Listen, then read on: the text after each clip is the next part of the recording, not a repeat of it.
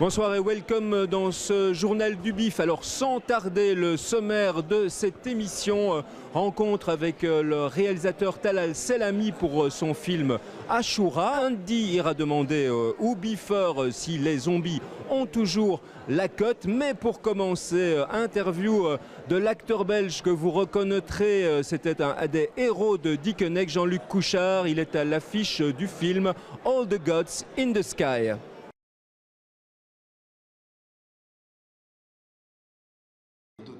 Sur la scène de la salle Ciné 1, Jean-Luc Couchard, l'acteur belge, se prête avec conviction à l'exercice de la chanson réclamée par les biffeurs.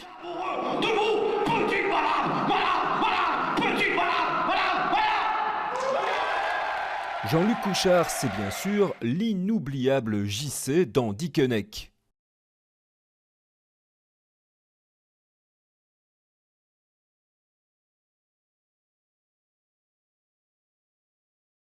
Dans sa filmographie, on trouve entre autres aussi Calvaire ou encore Dead Man Talking.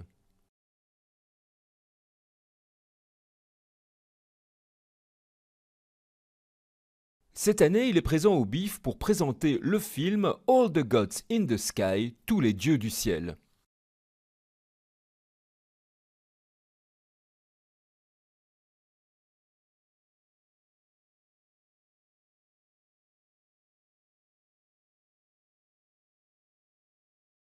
C'est un frère et une sœur qui sont gamins et à un moment donné, ils jouent à cap ou pas cap avec un flingue et puis la petite se tire, voilà, se dévisage et le gars, 30 ans après, ne s'en remet jamais et voilà, il a les services sociaux sur le dos et il ne se remet jamais de cette histoire.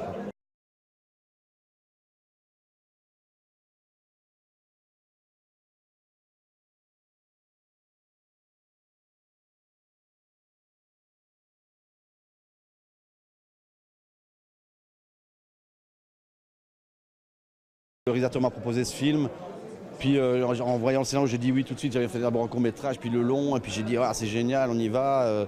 À côté de ça, j'ai fait une comédie, voilà, et là je vais faire Les Barons Noirs, c'est une série sur la politique française, et je joue pas du tout un truc drôle, donc j'aime bien moi voyager entre...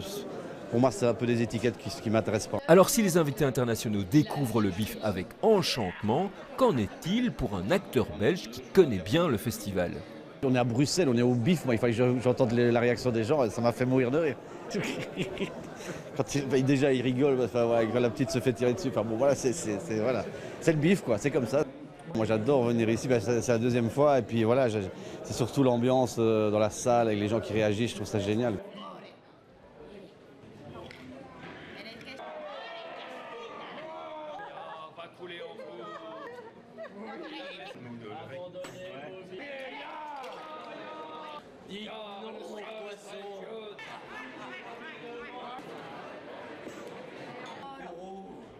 Et maintenant, la vie des biffeurs!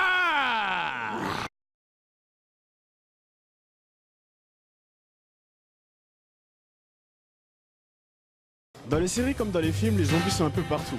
Mais est-ce qu'on n'a pas déjà fait le tour?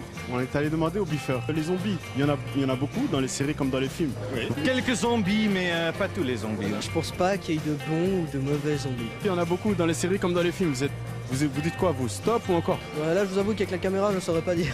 Oh. Mais... Qu'est-ce qu'il y a comme film, zombie ou autre? Je regarde pas trop de films, pour vous dire honnêtement. De Die, enfin de Jim Jarmusch en tout cas. Oh. Après, il y a des bons et des mauvais films. Hein. Vous en avez marre? Rec.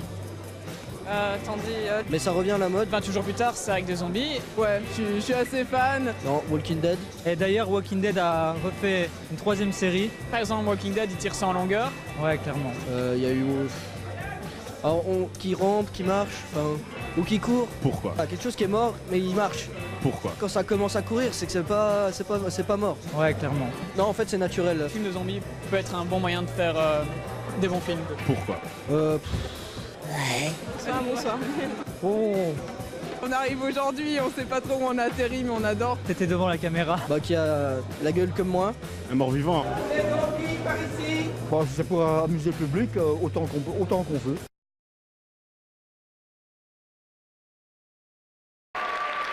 Présent au BIF en 2011 avec Mirage, Talal Selami est depuis devenu un adepte du festival. Je suis à la maison et en fait je retrouve mes repères à chaque fois et je retrouve mes amis et c'est vraiment ce que j'écrivais dans le livre des morts, c'est ma maison, ma famille, mes amis. Ashura, son nouveau film, ne cache pas ses ambitions. Avec un collègue réalisateur, en fait, quand on fait des films, c'est pas toujours gai. Il y a beaucoup on s'en rend pas toujours compte, mais il y a des moments très très compliqués quand on fait un film. Et il y a des moments de joie qui sont intenses. Et dans ces moments de joie qui font qu'on continue à faire ce métier, il y a les festivals. Et des festivals comme le BIF. Et moi, si je pouvais toute ma carrière faire des films, en espérant que j'en fasse d'autres encore pour venir au BIF, déjà c'est une grande joie. Donc ouais.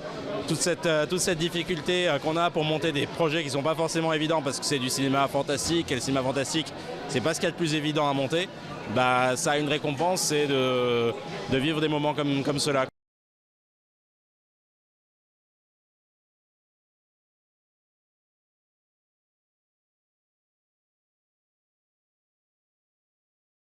C'est 5 amis d'enfance enfin 5 enfants plutôt qui s'amusent dans la campagne marocaine en fait. Et derrière un champ, il y a une maison dont il y a plein de légendes urbaines autour. Et ces enfants en fait y vont malgré les interdits. Et un des enfants disparaît en fait parce qu'il réveille quelque chose. Et 20 ans après en fait, celui qui a disparu revient. Sauf qu'il ne revient pas tout seul, il revient avec cette chose qu'ils ont réveillée 20 ans avant. Donc ils vont devoir se souvenir en fait de ce qui s'est passé il y a 20 ans et affronter cette créature qui est un djinn, une sorte de créature un peu mythologique marocaine en fait. Ashura, c'est un peu la relecture orientale des Goonies, confrontée à un djinn dans la veine du clown de Sa.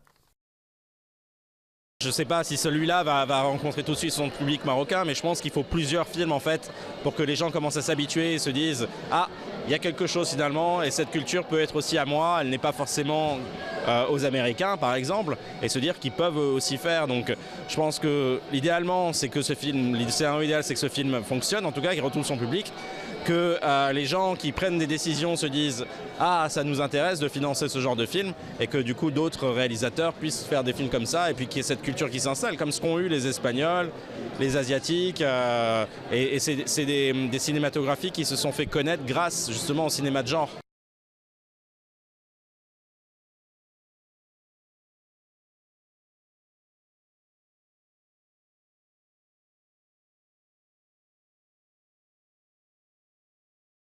J'adore ce film, c'est extrêmement féministe. C'est un futur possible, on est d'accord, où des jeunes filles sont élevées dans un bâtiment sans fenêtre, on ne sait pas pourquoi. Elles pensent qu'elles vont être adoptées dans un futur proche et on les élève jusqu'à l'âge de 16 ans pour être parfaites. Mais pourquoi, à ton avis ? C'est le cinéma hongkongais, bien que donc c'est un réalisateur que nous connaissons puisqu'il est venu ici, Ronnie Harling, réalisateur de Cliffhanger, de Tour de Piège de Cristal 2, qui fait maintenant qui est parti en transfuge comme ça à Hong Kong, mais ça marche très très bien. L'histoire de 2 médecins légistes qui travaillent un petit peu comme ça pour faire de l'argent de côté pour la mafia. Hein.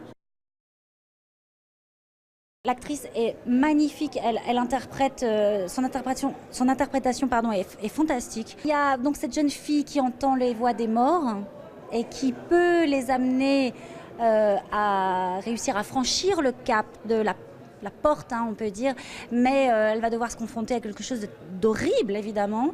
Et c'est là que tu vois que les Russes, ils n'ont pas froid aux yeux et ils arrivent avec boum des effets spéciaux, boum des super acteurs.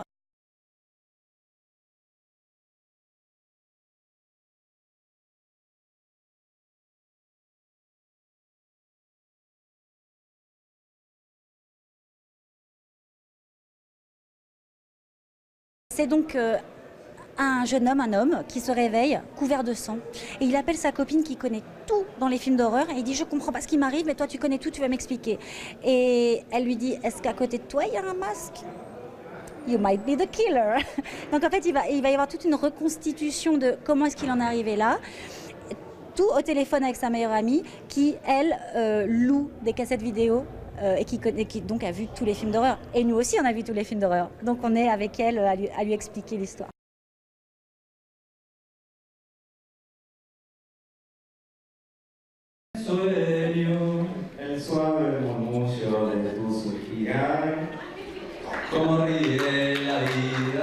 le journal du bif se termine évidemment en chanson avec un duo argentin un peu timide dont le réalisateur du film Impossible Crimes, Hernan Findling.